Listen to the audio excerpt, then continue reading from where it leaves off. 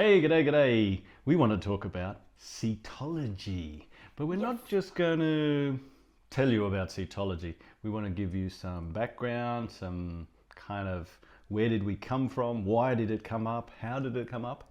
So maybe do you want to start and just have a little tete-a-tete? So you probably already heard the story that we had these huge dreams as children because, hey, we grew up like most of the others, so we had access to books and movies, and we saw these often young people also living with horses in a way which was like giving us the chills. Like they had a lot of True. freedom, they were partners with the horse, they kind of played around with the combination of partnership, power, balance, freedom, and they had a communication which was kind of invisible, almost like Tony likes to describe it with this avatar, almost like you connect with the horse in a way so that your thoughts really gets transferred from your body onto their skin or coat and skin, and then into their muscles and heart, and this is really what we're dreaming about. Like, I think there was one other thing that I really wanted to say as well. What was really cool, it was like as if the horses were their heroes. I mean, we talk about equestrian hero, and when we're talking about what we want people to get to and feel like, but it was really like their horse was their hero, right? I mean, the horse could come and save them when they got in trouble, or it could get rid of all of the nasty people and all this kind of stuff. And this, I mean, was so cool as we were kids, but it's still a bit cool right now, if we think of it this way, right? True. So we want to be our horse's hero. This is what we're really looking for as well, and so we transform ourselves and our horses. So, but there was a problem. Big problem. There was reality. Forget about that. We don't want to go too deep into that, but the short version is that the reality did not match our big dream and what we kind of got presented as children. Yeah, our reality wasn't like the dream, but then when we started to get taught or started to try and learn, this reality was far away from everything that we saw on TV and what we wanted. Even the opposite. Yeah. Because the horses were locked up. It was not on the great wide open beach or pastures. They were locked up in dark little boxes. And when you were trying to have a nice time with them, they were already annoyed from the people putting the ears back or putting the hindquarter to the people when you wanted to get them out of the box. And the riding was surely not matching where we wanted to be with the horses. It was the opposite. It was the opposite. It was like pull the horse's head in, pull in more, stronger on the reins, more equipment, kick more, more bondage equipment as we call it, bigger bits. And then if the horse didn't go, then what do you put on? You strap these steel spurs on your legs and kick like crazy. It was really horrible. It was horrible for us, and it was really horrible for the horses. And they really didn't go any better. They got worse. So it's like, what is going on? And then the big saver horsemanship came, where we achieved a great way of starting to develop a partnership, because we understood us more, we understood the horses more, we understood how we can bring these two together. And with this, more freedom came for the horses. Like our horses, we kept them already way different in kind of active, stable styles. And we also achieved kind of a great communication for a person who looked only sometimes from the outside. What meant we could do, like with all of your horses and me with my horse, we could do great communication on ground. We didn't need any ropes or anything. So what they call liberty, like without any physical connection, we could do this in kind of any environment, and walk, trot and canter, over jumps, over bridges or anything. And the same from riding. We could do it bareback or with a saddle and without reins and all of this. This was amazing, and often for people, if they looked in the right moment, they thought we were living the dream, because we didn't need the equipment and it looked like a great partnership. But the problematic was like what we felt was the problem. And because how we got there. Yeah, that's the point. How it felt to us was not good because of how we got there. And of course, the horses were conditioned. We had to, at times we had to go up phases quite a bit, especially for an example, trying to go around a circle. So often the horse either fell in too much or fell out too much. And so we would then, of course, through horsemanship said, use your eyes, your belly button, your legs, and your stick. And time again, we had to bring out the stick and the stick and the stick, and it was shit. Yeah. It was not fun. And it was the not fun for us. problematic is from the perspective, we now look at everything a little bit different. We see we were just covering up symptoms. Absolutely. Because we didn't have the body awareness, body control and understanding. We did not understand back then that often, probably most of the times, our bodies ask the horse something different than we wanted. Right. So what means our what we call focus, our plan in our mind was not matching our body energy and not our support energy. So at the end we were communicating something different to the horse than we planned to do. Right. And then at the end, because we were not aware about this, I mean the horse responded to our body energy, body position, but we were not aware about this, then we were fixing up kind of some symptoms we were not aware about. Yeah, for sure. And then the horse got the bad deal, and at the end we were feeling bad because hey, we wanted this great partnership with our horse where we are not having to demand them with higher phases and pressure that they have to please us. And it felt horrible. It was certainly everything else but not our dream. But the weird thing was that nearly everybody is doing this. So if you look at all the horsemanship people, they're all doing it, and they all think it's so cool, and they say it's so cool what happens, and you get connected with the horse. And you read the books, you read the old masters' books, and they did it as well, and they used reins and whips and spurs, and so this is what they say you have to do. And then you read the modern dressage books, and the modern dressage book says you've got to use the reins, and you've got to use your lower legs and your whips and your spurs, and everybody does it. And it was really confusing also, because everybody does it, but then everybody still says you have to do it in this way, and was not matching, not matching from the old masters, not matching from the modern trainers. But then also, if you look at somebody really high class, like the Spanish riding school, or how you call it in English, and they did all of the moves we were dreaming about, all of these high collected movements. But then look at them again, all of the bondage they're using. All the bondage. And it's not in a judgmental way, it's just not matching what we are dreaming about. And not matching what people are saying. They're saying they're doing it all nicely, and it's so light, and it's so together, but it's BS. It is not like that at all. Again, even they use all of the bits, like the double bits, what equals 2 side metal reins. bars, side reins, spurs, sometimes 2 whips on the ground. And 2 people with reins. Yes, I mean they achieve great stuff, and if you want to achieve it in that way, again, it's not judgmental, it's everybody else's, everybody can decide this for themselves. And I think there's one more thing I want to add in that we weren't getting. Horsemanship was giving us being able to do super things with our horses, for sure, without bridles and without saddles at liberty, great knowledge about the horses. But one thing that we couldn't get was what we wanted, and that is the collected gymnastic moves or high school moves. We couldn't get this. We couldn't find someone to teach us. We couldn't find a way to do it. It was like, it just didn't exist. And we felt like there was this glass ceiling, and probably you've heard us say it before, it felt like a glass ceiling, and they just kept saying, get your foundation better, get your foundation better. Don't worry about this high school stuff, get your foundation better. But this was ridiculous. We wanted to do this, and we saw other people doing it in maybe not the best way, but they were still getting it done. So we thought there has to be some way. And then there's also one other big point, like now we were mainly talking about the fundamental communication, that there was so much incongruency and in a way which was not feeling good for our heart. This was not, we did not want to be that person for our horse to get something achieved.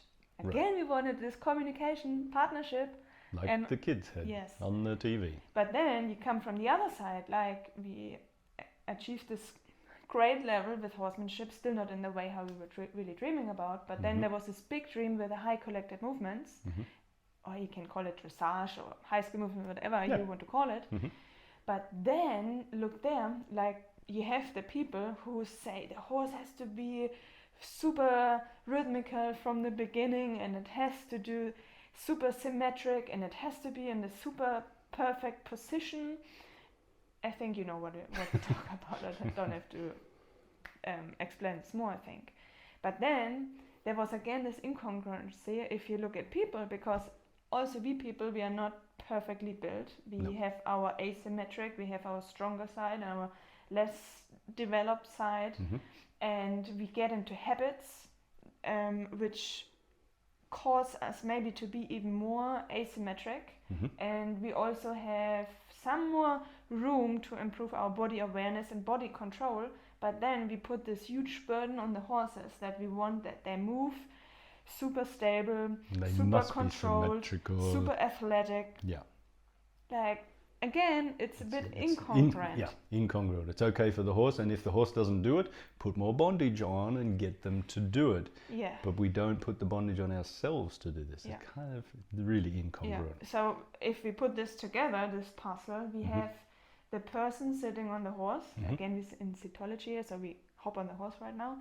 And we have the person sitting on the horse, which is have a fundamental communication which is incongruent and therefore not clear for the horse to understand what's going on in the human's brain, and therefore the horse gets the bad deal. And then the person who expects the horse to be in this perfect final product, as I call it, position, stable, super healthy moving and everything, but then the person sits often on the horse which is not in a great alignment, not great stability, not healthy, and not easy for the horse to carry. No. So it's quite a challenge actually. So no wonder we all get so frustrated and kind of helpless, stuck. Go up the faces, and the horses, I mean, so that the rider can get anything done, then of course they have to go up there with their equipment, their phases, or energy, however you want to call it. And I think a big part of this is that, like you said, the people, we get in habits in our body, in our position, we don't realize. But this is the big thing. We don't realize that we're asymmetrical. We don't feel it. Because it's normal. We always Because it's our pattern. That's it. It's our habit. It's our pattern. So it feels normal. It feels straight. It feels symmetric, and all of this stuff. And we are totally unaware of this as people walking around, but also especially as riders. We're so focused on the horse, and this is what we want to address primarily in SEATology, but not only address this in SEATology. So it kind of brings us around to this point of, we kind of told you why we've come up with SEATology, because it was really for us not a good feel. This is the number one thing. It was horrible. It was a horrible feeling. It was frustrating. It was not good for our horses. And we were like fighting, in quotes, fighting all the time, because it's like, for example, a horse wants to go left and we want it to go right. We want to go left and the horse wants to go right. It's always felt like this extra piece that we had to do to get something to happen. And it was really horrible. So we started to think about what it is we have to do in our body. And some of this came from Ride With Your Mind by Mary Wanless, because I studied her for quite some years and got coaching from one of her instructors, Linda Davey. And this started made a huge difference. Made a massive difference, because it really focused in on us, the rider, about how our body sat and how it felt to the horse and how we feel the horse under our seat and how this all connects together. So body awareness, body control started to develop, I think. And feel. And this feel. Even though horsemanship talks about feel all the time, they don't talk about feel in riding. They say it, the words, but they don't teach you how to do this. So Ride With Your Mind headed us down this road. The problem was that there was still so much incongruency when talking about how to sit and where to sit and how to, for instance, get a horse to go to the left, how to turn. So we go much more into this in detail in our SEATology, but basically they also stuck with what the book said, how to position yourself to go for a turn. And this, again, with my horses, and I know with Franzi's horse as well, the horses almost wanted to go the opposite direction each time we wanted to turn. And we finally, my brain kicked in. It took quite some years, but finally the brain kicked in. And on top of my quarter horse Smiley, I said one day, okay, just go where you want. So then I started to follow him around a corner. And so he went to the right and I kind of turned to the right as well. This is just the basis of SEATology. I turned to the right and he turned to the right. And then he started to go straight, and so I straightened up, and then he went left and I turned left. And it felt unbelievable. It was like we were together. I wasn't directing, but I was following him in a position that made sense to me and him. So then I thought, wonder if I can get him to turn. So I turned my body and my upper body and my pelvis and my legs to the right, and he just followed round to the right. It was like, eureka! Unbelievable. And it's totally opposite of what the books say. It's totally opposite of what Ride With Your Mind says. It's totally opposite of everything. What a surprise. I mean, Pat Pirelli said this a lot of years ago. Look at what everybody's doing, or what 95% of the population is doing, and when they're doing with half a brain, do the opposite. So this again is classic. We should do the opposite. So this was the start of SEATology. And also a bit of the foundation of having a first part that we get so much body awareness and body control that we are the best load for the horse to carry. Yes. That they can carry us in the best possible way. And then starting to influence. Right. So because just on that example, the best load to carry for a horse, there is no way if you sit back in an armchair style seat that this can be comfortable for a horse, because you're like having a big backpack with 30 kilograms in it and it's pulling you back all the time. This must be really uncomfortable. So a big part of SEATology again is being the best load to carry. So we look at how we can align our body vertically front back and vertically side to side. And so this is the next part about awareness and body control and focus and feel, because guaranteed nearly everybody has a different feel than what is actually happening with their body sitting on top of the horse. And then the next one is the next huge eureka, which we'll talk about in some future videos, the eureka of how our body is turned.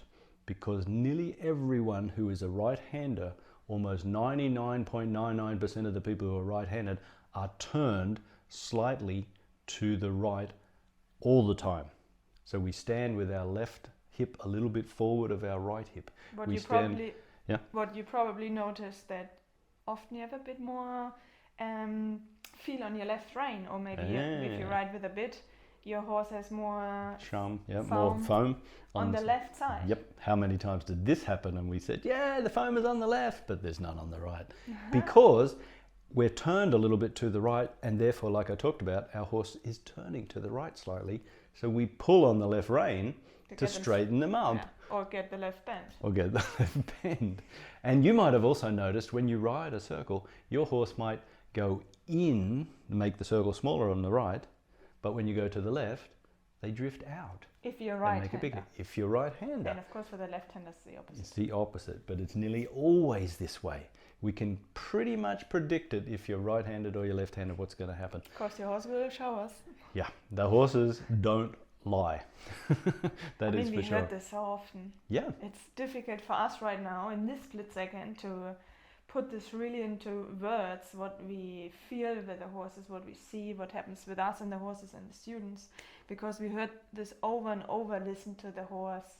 But this is really a different dimension we are talking, or different level. Yeah, I don't care what you've done, but I guarantee you almost 100% that you have not felt what we're talking about in this. I know people that talk about it and then they say it and but most people, I guarantee, have never felt what we're talking about. And it's also just too insane. Yeah. And the great thing is, and what Tony I think wants to explain here is right now as well, that as soon as you start to become the best load for the horse to carry you as a rider, what means you get in a better alignment, better stability for the horse, that then if you consciously start to change a little muscle tone here and there, or angle in a joint, that you, because before you got so stable, you turn all of the side noises out. Like imagine we try to talk to you now and we are standing in a rock concert, or somebody's building a house next to us, or the tractor is going outside. Yeah. So it's hard for you to understand us because so many noises are going on. It's the same a little bit, or an analogy when you're riding and you're wobbly and out of balance, and a lot of noises, requests go to the horse, and then the horse, of course, follows the one which is the loudest or clearest. Yeah. But if you turn this off, like here it's really quiet, we don't have to scream, we can talk really in a nice way, and I hope you understand us clear. And it's the same, it feels like the same is happening with the horses when you get the best load to carry, because then you change something little, and this is so clear to the horse that it feels like you don't have to do anything. And the great thing here is, like, again, remember we told you in the horsemanship world we could do a lot of cool looking things with the horses without any equipment. But we had to condition the horses. Right. What equals, we had to demand the horse that it has to do it, otherwise we go up the face. And we went up the face often, and unfortunately often a lot, so that we could do these cool looking things. But with the SEATology, this is different. Like, we, as soon as the person gets a certain amount of body awareness, body control and understanding, it happens instantly. Everything changes because the horses, you've heard it, the horses are so sensitive they can feel a fly land on their butt. And this is said over and over and over, but nobody rides like this. They pull on the bit, they steer with the sticks, they kick with their lower legs.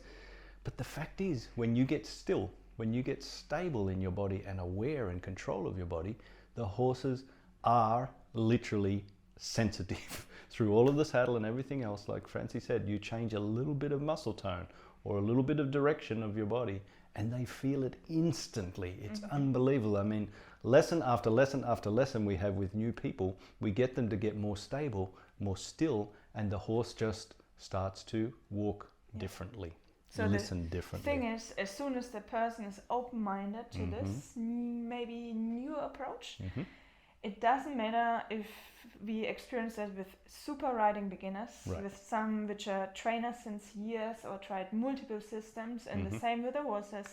We tested it on horses, like with our young horse Fame out there, who had definitely no riding experience before, and it happened that he responded without that we had to use support energy, pull on the reins or use lower legs or anything. And it worked with horses which are already in the higher age, what means they went through different systems, they got heaps of conditioning, and then we presented this for riders new way of communication, what we call SEATology, and they instantly went backwards, or they instantly turned they instantly slowed down their steps. Without that you have to use lower legs or vocal cues or pull on the reins, and this is, it's hard to describe with words. It is. It blows us away still every time that we do some coaching and lessons with this. It's fantastic. And just another analogy, the thing is that we are humans, we've got 2 ears and 1 mouth, and the thing is there's a reason for this having 2 ears, so that we should listen more often than we talk. But the thing when it comes to trying to communicate with horses, most people are making so much noise, like Franzi said, so much noise with their body and arms and lower legs and talking and verbally everything and pulling on the reins, that there is so much talk coming from us as the human that the horse really can't listen to everything. And more importantly, we as the rider can't listen to the horse like we've talked about. You can't listen and feel the horse if your whole body is moving and making all this noise. So the two-way street where you can't hear, the horse can't hear us because there's too much noise, and we can't hear the horse because there's too much noise. So what we do, again, get everybody still, get the rider still and in control and aware, so that we can actually have a dialogue, an actual dialogue between the person and the horse. Now, a lot of people talk about communication with the horse, but usually the communication is one way. The person makes the horse do the thing. We want a dialogue. We want the conversation, the dialogue. So we want to be able to express something to the horse, and then we want to listen to what happens. And even sometimes the opposite. That we also with SEATology coming back the other way. Have a great way to allow the horses first to suggest something or ask something, and then we can respond to this. That it's really a partnership, a dialogue, because in a with your friend, I am pretty sure not always the case that you start talking and that you suggest something or ask something. Sometimes probably your friend rings you and asks you something or suggests you and asks you, hey, do we want to do this now? And this is really the cool feeling with this. And maybe also one more thing to say is that it's not required that you're a super athlete, that you already have super body awareness, body control. No. And it's also not required that you take another 10 years to learn this. No, true. As long as you're open-minded and be open to think about things different and test them and give them a go and analyze how your horse responds to this, guaranteed in the first session with us or in the first session with your horse when you test the different approaches you learn in this course here, guaranteed you can get your aha moments where you think, wow, what just happened here? Yeah. And I guess to add to that point where Franzi said be open-minded, I'm going to go a little further and say be open-minded, but actually attempt to forget all of the programming that you've got already in riding. Because if you try to keep this programming, or if you fight to keep the programming that you already have, we know what happens. Yeah. We tested it enough. Yeah, SEATology won't work for you. So I really encourage you that you are already in this course, give it a go, throw out your programming, allow SEATology to come in and work its magic. And I'm going to call it magic because when you feel it, it feels like magic. Guaranteed. But it's not magic. It's body, it's focus, it's body awareness, body control, and having a dialogue with your horse. Congruent communication. Yeah, congruent communication, so congruent with your body. And there's a lot we've got to go into to talk about how the body is and what parts there are and how we do that. We do that in the next videos. But there's one more thing I wanted to just say, just one more thing.